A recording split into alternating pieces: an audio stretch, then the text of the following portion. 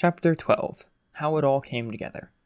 Midoriya wasn't usually one to feel much pride about himself, but yesterday had been the exception. He actually sang to someone. Present mic didn't count. He always walked in partway through the song, so Midoriya didn't have to muster the courage to begin. All he had to do was not stop. With Shinso, it had been different. But Shinso, of all people, deserved it. For it was only because of him that Midoriya had been able to muster the courage to begin singing at all. Only because of him that he had found his quirk. Now, Midoriya had been thinking a lot about this, mainly because that was all he ever did. But why had he only discovered his quirk now? It must have manifested when he was younger, like everyone else, but he had never come across the right conditions for it to present himself. Then there was the extra joint in his little toe, convincing him that there was no point in searching for a quirk anyway. His ability was a freak mutation. Perhaps he did inherit quirklessness from his parents, but a separate mutation resulted in a brand new quirk, stronger than any normally inherited powers. If finding that power was as simple as singing a song, why hadn't he found it before? Surely everyone sings something at some point in their lives, including Midoriya. That thought was what led him to the discovery of another aspect of his quirk. He called it Euphoria songs. As in, happiness songs? Questioned Shinso that Thursday afternoon as the two of them packed away their things at the end of the day. Granted, that task took an awful lot longer than usual if they were trying to sign at the same time. Yeah, a song which gives me a weak ability, one that only makes other people happy. Or, I suppose I could include songs which grant any other type of emotion, but I feel like happiness is the most common, Midoriya explained. So, you think you never found your quirk before because the only songs you've ever sang only grant a happiness power? I think it's most likely, like Happy Birthday, for instance, or nearly any Christmas song. Or if you sang, for example, Let It Snow when it's already snowing. Exactly. I have no idea my singing had anything to do with it, or other song abilities could be narrowed down to coincidences, or maybe I just didn't sing enough of some songs to activate my quirk. Shinso smiled, pausing his signing so he could finish packing his bag. Slinging it over his shoulder, he said, I can't believe you have a quirk. Me neither, Midoriya signed in reply, bouncing to his feet as he also finished packing. And the radio station thing too, continued Shinso as they walked out of Class 1C. I went and listened to all of your shows. You've got a bit of a fan base going on, you know that, right? Midoriya sighed audibly. I know. We made a social media account for Canary last Tuesday, and I already have so many followers. It's crazy. Shinso huffed. The sports festival is going to be interesting, that's for sure. Midoriya nodded frantically, unsure whether that was a good thing or a bad thing. Why is it going to be interesting? It was Uraraka, who had just joined the duo, alongside Ida, on their way down to the exit of the school. You'll see, was all Shinso said in reply. As Uraraka tried desperately to convince Shinso to tell her what he meant, Midoriya's thoughts returned to the radio show. It was Thursday, so he was due at the station soon, but he still had homework to do. If he arrived a little earlier than usual, perhaps he could do it in the waiting room whilst he froze. Is something wrong, Midoriya? Questioned Ida, frowning and looking back as Midoriya desperately thrust his hands into all the various pockets of his clothing. Have you lost something? Guessed Uraraka. Midoriya had pulled his bag off at this point, tipping out its contents in a distressed bid to locate it. Failing at that, and putting his things away once more, Midoriya leapt to his feet and signed to Shinso. My keycard. It's gone. He glanced at the hero students. What keycard? The one for the radio station. I can't get in without it. Shinso sighed. He lost the keycard for his flat, he lied. You guys go on ahead. I'll help him find it. Not questioning the oddity of having a key card for a flat rather than an ordinary key, Uraraka and Ida immediately suggested that they should help too. It's fine, insisted Shinso. You'll miss your trains. Anyway, I've been with Midoriya all day. I can't have gone far. See you tomorrow. They weren't too keen to leave, but after registering the obvious dismissal by Shinso, the hero students waved goodbye and good luck in finding the key card as they left the premises. Okay, did you take it out at school at any point? Shinso interrogated as soon as they were gone. Midoriya shook his head in a panic. Why did you even bring it to school? Because I wasn't sure if I wanted to stay behind and practice my quirk, and then go straight to the radio station. But then we got all that math homework, and so I decided that maybe it would have been best to... Okay, stop, Shinso interrupted. Midoriya's hand movements had become so erratic that Shinso probably couldn't understand them anymore. Let's just retrace our steps. It must have fallen out of your pocket at some point today. What does it look like? Orange, with the name Canary written on it. Oh, of course it does. Midoriya's eyes widened at the conclusion. If anyone found the card, They'd see the radio station logo and then the name Canary. If Midoriya went up to them asking for it back, then they'd know he was Canary. Come on, let's try to find it before someone else does, Shinso insisted. And so, with Ida not around to tell them off, they took off at a run up the corridors back to Class 1C. They scoured every inch of the classroom, but it was nowhere to be seen. Then the length of the hallways down to the lunch hall, not there either. Not even the lunch hall itself gave any relief to their problem. But whilst Midoriya was seconds away from a panic attack, Shinso was far less worried. You said you have Kakatu's number. Just tell him that you lost it, and I'm sure he'll let you in. They'll get you a new one. Eventually, Midoriya gave in and nodded. They walked back down from Class 1C, after checking it for a third time, about to leave the school when... No, look! It belongs to Canary! Midoriya and Shinso froze. Just behind them, standing outside the doorway to Class 1B, a group of students crowded around a short girl with a block fringe so long that it rivaled what Kisho's used to look like. He'd cut it much shorter now, so it looked worse. Shinso and Midoriya still called him Fringe in sign language anyway. Fringe 2.0 was rather short, so she held up what was in her hand high into the air for her other classmates to see, a bright orange keycard. Shinso swore quietly. He grasped Midoriya's arm and pulled him over to the group, whilst Midoriya struggled to get away in fear that Shinso would expose him. Hey, what's that? Shinso questioned, wearing one of the best poker faces Midoriya had ever seen. It's Canary's, Fringe 2.0 explained excitably. Who? Shinso frowned. Midoriya was staring at him in awe. He was very good at this acting shtick. From the radio show? Scoffed one of the other girls. Seriously, have you been living under a rock or something?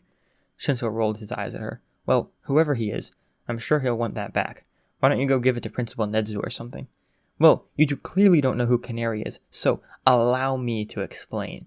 He's a guy in our year or the one above, and he's becoming uber famous. He has a secret identity, so whoever comes and asks for this card must be Canary, and aren't you supposed to be hero student? Shinso snapped. There was a bit of a crowd forming around them now. It seemed like quite a few people were interested in who Canary was. The argument between Shinso and the group of Class 1B girls grew more escalated. Eventually, a girl with bright orange hair and a ponytail came in between them to back with Shinso, suggesting that she'd take the card to a teacher and leave Canary alone. Midoriya, meanwhile, had decided that he should suck up the courage and take this matter into his own hands. He left Shinso's side, unbeknownst to anyone else, and crept around the crowd to the other side, where Fringe 2.0 was standing with the keycard. Shinso caught Midoriya's eye and realized what he was trying to do, so Shinso lunged forward in an apparent attempt to take the card. The girl backed away a little, holding the card behind her back. It was right in Midoriya's face. Shinso, of course, could have easily used his quirk on her to force her hand to hand the card over, but Midoriya wasn't the only one hesitant to use his quirk. So, Midoriya was now in the corner of the crowd, directly behind where Fringe 2.0 had backed up to, away from Shinso. Midoriya was blocked from view of as many members of the crowd as he could hope for, so as Shinso caught his eye once again and lunged forward at the girl, Midoriya took that moment of surprise and snatched a card from her hand, thrusting it into his pocket without anyone noticing. Shinso cried out in fake frustration. Fine! You do you, he hissed. I seriously can't be bothered to meddle with any more Hero Course problems. He looked to his side to see Midoriya there, as if he'd never left. Come on, let's get out of here, he grumbled, and the two left without another word. They turned the corner as they heard the frantic shout from behind them. Hey, where'd the card go? Midoriya and Shinso exchanged glances, struggling to hold back their laughter. You did get it, right? Shinso confirmed, hesitating at the bottom of the stairs. Midoriya waved an orange card at him. I am a master pickpocket. That's not at all worrying. They hesitated, turning slowly towards the origin of the voice, just behind them up the stairs.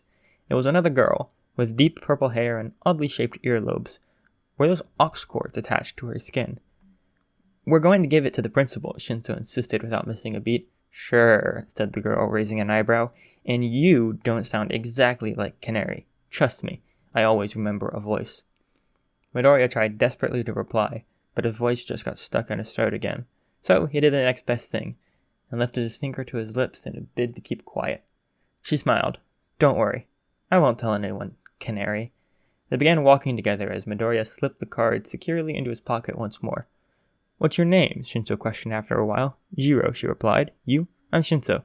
This is Midoriya. Midoriya gave a feeble wave.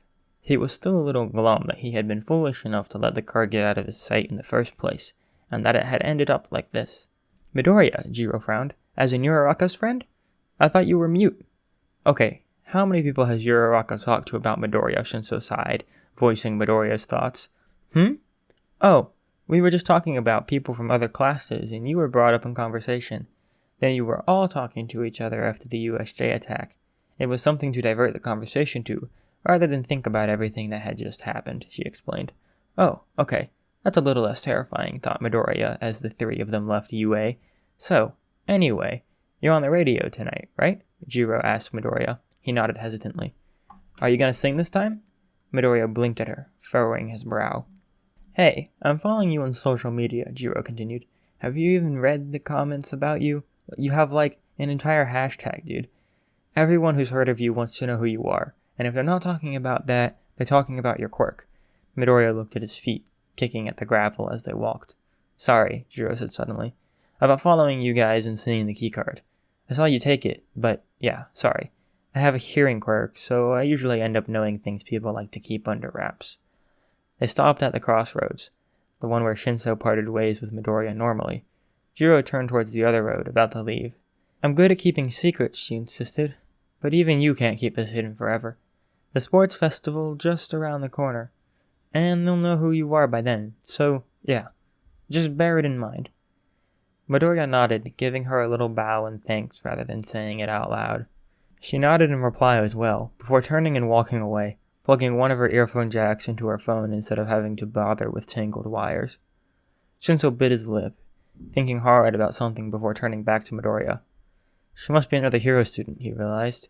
Might be her classmate in the future. Yours, maybe, Midoriya mumbled. I'm not sure about me. You'll be great in the sports festival, Midoriya, Shinso told him in determination.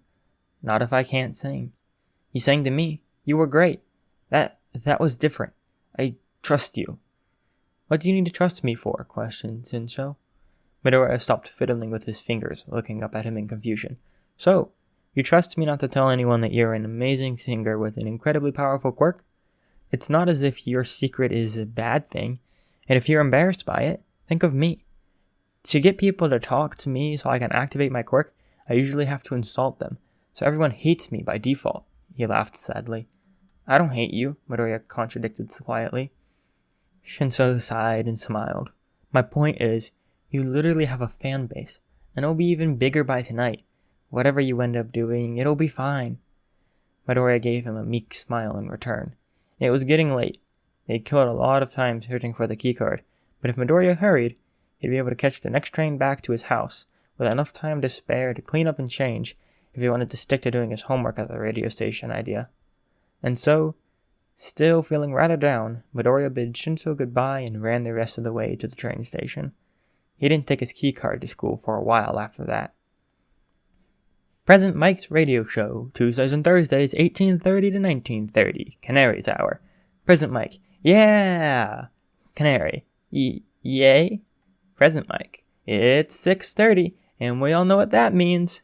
Canary, I'm here? Present Mike, Canary's hour is upon us. Canary, hi.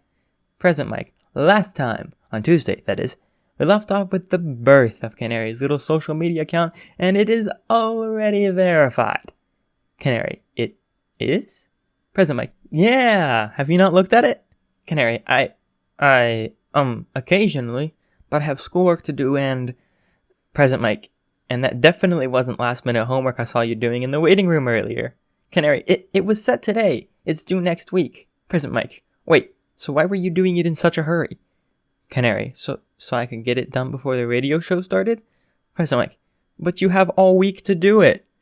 Canary, but by which time I'll have more homework. Aren't you supposed to do all the work the day it's set unless you're overwhelmed? Present Mike, well, most of my students don't. Canary, I'm one of your students. Present Mike, you're fluent in English. You don't count. Canary, you still give me homework. Present Mike, that's because you ask for it. Canary, everyone else is doing it. I might as well too. Present Mike, okay, well, you're a way better student than I ever was. Canary, thank you? Present Mike, moving on. Let's have a look at the growing pile of questions, shall we?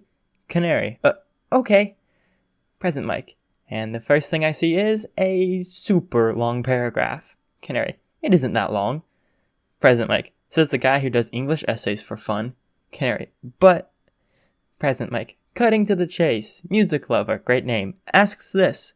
We all know you go to UA and you're planning to go to the hero course with a sports festival, but how are we going to know who you are? Are you planning to show yourself in the beginning or after the festival starts? Canary, President Mike, they also say that they can't wait to see you and they'll be watching at home and rooting for you. Canary, thank you. Right. Well, my quirk's kind of tricky and it's rather unique too. I think you'll know who I am when I start using it. President Mike, Canary has an awesome singing quirk. Look for the guy who's singing, and that's him.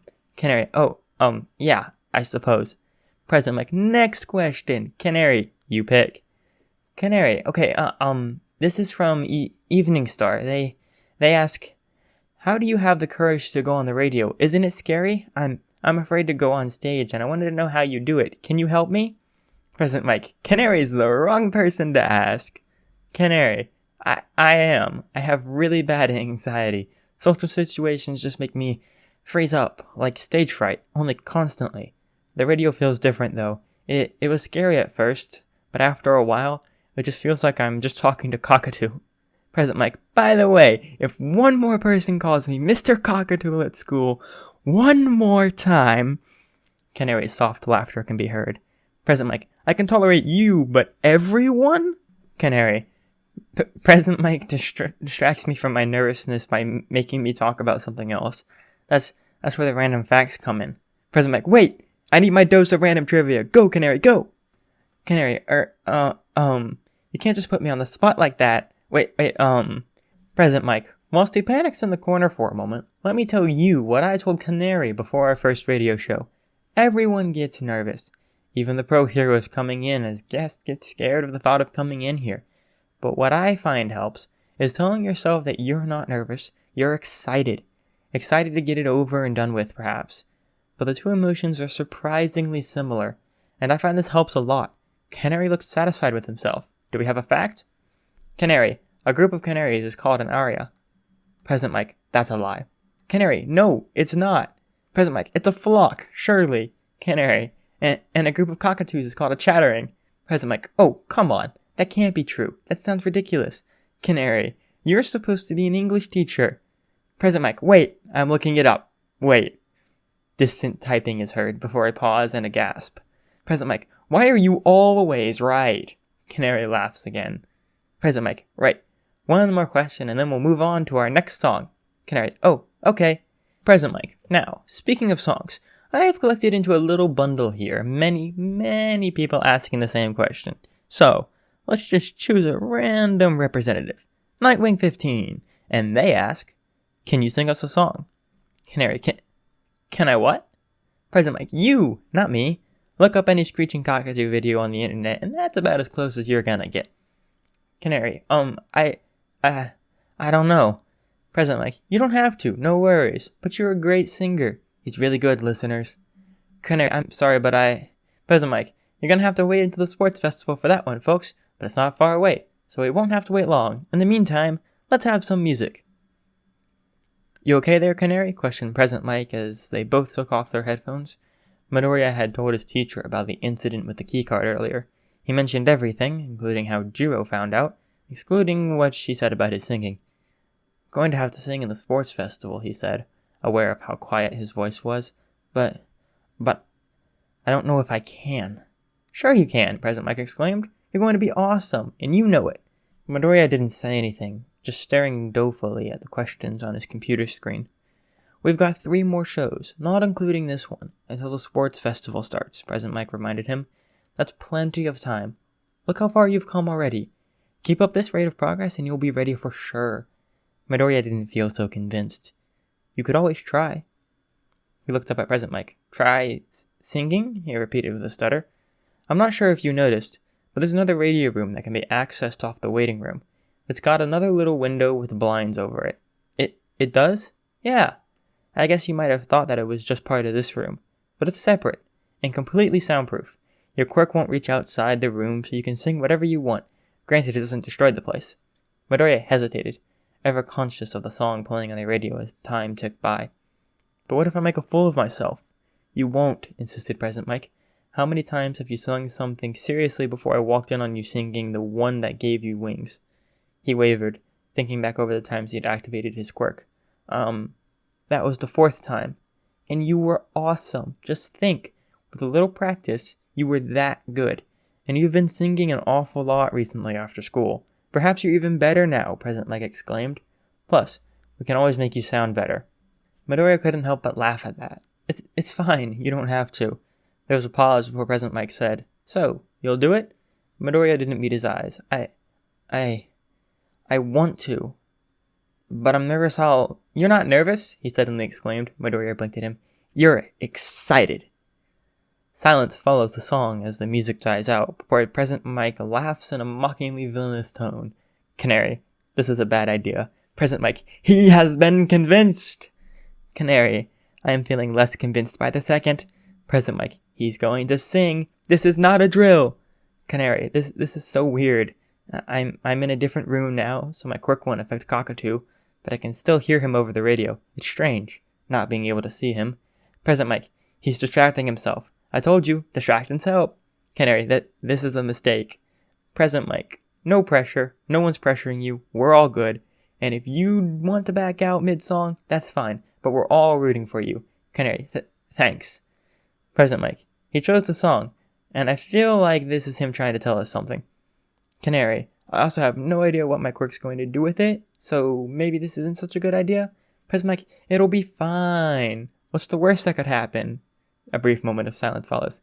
Canary, bye-bye radio station. Present Mike, no with this song. Canary, I suppose that would require quite a stretch of the imagination. Present Mike, we're confusing everyone, talking about your quirk. Canary, I'm not telling anyone. You'll have to find out yourselves. Present Mike, the suspension is killing us all. Canary, well, I don't know what I'm doing. Present Mike, I'm going then. Canary, wait, what? Present Mike, I'm turning off my mic and listening. The music will start soon. Have fun. Canary, wait, no, what? Why? Canary, oh, okay, this is happening. Please don't hate me for this. Silence falls. Where is the moment we needed the most? Midoriya almost couldn't believe the words were falling from his mouth. He was alone, in the small studio booth, singing to the microphone that hung over his head. He clutched onto his headphones, almost pressing the backing track closer to his ears as he continued to sing. They tell me your blue skies fade to gray. Present Mike had shown him the list of songs they were scheduled to play that evening. He hadn't lied when he said that this was the one he chose, but it also so happened to be one of the ones that they were going to use anyways. Perhaps it fitted into one of those euphoria songs he mentioned, lighting the mood of others. Maybe it did the opposite, but Midoriya wasn't focused on what his quirk would do. It didn't matter anyway. He wasn't focusing on using it on himself, and no one was in earshot enough for it to affect them. His power wouldn't travel over the radio. He'd already tried that. You faking a smile with the coffee to go. That reminded him of Shinso. He didn't know why. Maybe it was the coffee bit. Shinso really liked his caffeine. It probably really disturbed his sleep schedule. Maybe that was the point. What did matter was that, quirk or no, Midoriya could feel a smile stretching across his face as he was lost to the tune. That was all that mattered now. He almost forgot, in that moment, that hundreds, maybe even thousands, probably thousands, of people were listening to him too. 'Cause you had a bad day, you're taking one down, you sing a sad song just to turn it around. And maybe this was turning his day around. That smile of his grew wider. The true meaning of the song, or whatever its lyrics were meant to convey, just didn't matter anymore. All that did was the confidence that brewed steadily in Midoriya's chest. How that mental barrier between thoughts and words simply crumbled as he sang. Perhaps this time, it wouldn't be so hasty to build itself up again, because, after all, what difference would the sports festival make after singing here? The only difference then would be that people could see him as well as hear him. You had a bad day. Present Mike was grinning. He smiled so wide it hurt, and it continued to hurt all the way through the song. He wondered how his little canary was faring. He didn't sound nervous. That thought made him smile even wider. They'd given him a sheet of lyrics, which Aozora had hastily printed off for him. but the lack of the distinct sound of flapping paper made Yamada wonder if Midoriya had even bothered with it. Well, you need a blue sky holiday. Perhaps it was part of his quirk, remembering lyrics. That would explain how he was able to remember such obscure facts. Then again, that could be just Midoriya's above-average intelligence shining through. Present Mike was almost sad at the thought of Canary leaving his forum group, but the world would be missing out on an incredible little hero if he didn't. You had a bad day. Shinso was sitting in his room, scrolling through the various Canary hashtags that Earphone Girl had mentioned. People really did seem like they enjoyed listening to him. Shinso didn't blame him. He did too. He always knew what to say, even if he didn't say it out loud often enough. He glanced at the clock. Wait, isn't Midoriya's radio show on at the moment? Shinso had never listened to it live, considering Midoriya had only told him about it the day before. He hastily found the Put Your Hands Up radio website to tune in, struggling with his earplugs in the process. He envied Jiro. She didn't have this problem. His eyes widened when he eventually turned up the volume. And you really don't mind, you had a bad day. Midoriya was singing. There was always music playing in the Jiro household. She blamed her parents. They were musicians after all. They had always been quite fond of Present Mike's radio show. They said he ran his hero agency well, and if Jiro ended up a hero like him, they'd be more than proud. Jiro didn't see it. Present Mike was always too loud for her liking. What she did like was when Canary joined the radio ensemble. He was a real breath of fresh air, and painstakingly relatable. That was why she found herself joining the crowd surrounding the Class 1B girl with Canary's keycard. She would have stepped in, but that Shinso guy beat her to it, and she was kind of interested into where this would lead. That was when she saw the bundle of green hair snatch the card away from right under their noses, and then rematerialized next to Shinso like he'd learned how to hide in plain sight from a young age. Naturally, she followed them. She had expected them to take the card straight to the principal, so imagine her surprise when she heard Midoriya's voice. It was Canary's voice, so she bottled away her inner fangirl and confronted them about it. And gosh, Canary was exactly the same in real life as he was on the radio, only perhaps a little more timid, if that were possible.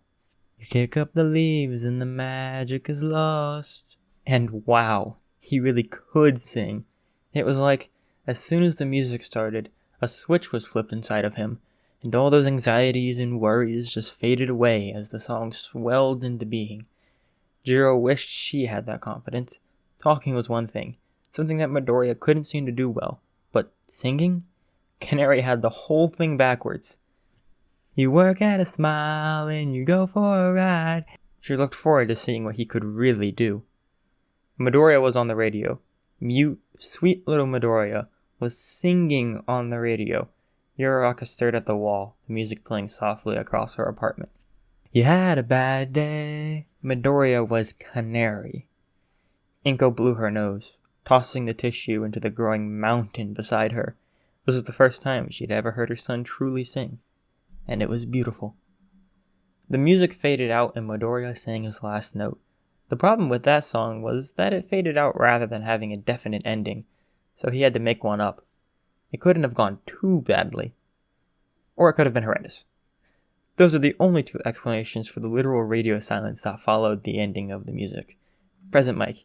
Yeah! Canary. Ah! No, stop yelling in my ears when I'm not expecting it. Please. Present Mike's roaring laughter is heard. Present Mike. You did it! Canary. Yay? Present Mike. No! You need to do a proper one. Canary. A proper what? Present Mike clears his throat. Canary. Warning duly noted. Present Mike. Yeah! Canary. Is he finished? I took off my headphones. Wait, yes, he's finished. Present Mike. Now, you go. Canary. Do I really have to? Present Mike. Go! Canary takes a deep breath. Canary. Yeah! Silence. Present Mike. He just sang that. That was awesome! Canary. I am never doing that again. Present Mike. What? No! Canary. Can I come back now? Present Mike. I guess. Canary. What do you mean you guess? Present Mike. Well then, let's have another musical interval as we save Canary from the little soundproof booth. Canary. This next song better be from a musical. As a Disney song began to play over the radio, Midoriya let the wireless headphones hang loose around his neck as he opened the door to see Present Mike standing there waiting for him. "High five!" he yelled, holding out his hand to do just that. Midoriya beamed, and instead threw himself into a hug. "Aww!" exclaimed Aozora from across the room. "Everything about that is adorable." "Thank you," Midoriya whispered. Present Mike hugged him back. "You're the one doing all the work, little co-host." "Canary needs a matching leather jacket," interjected Aozora. "That would make him even more relatable. Seriously, your listeners don't know what they're missing out on." "But can I have a high five, though?" exclaimed Present Mike as they finished their hug. Aozora filmed Midoriya jump up to reach his hand. "After the sports festival. I'm posting this," the blue-skinned woman grinned as she replayed her video to Nakano. "How are you feeling about the sports festival now, Canary?" Present Mike questioned as they walked over to the main studio. Midoriya smiled. I think I'm ready."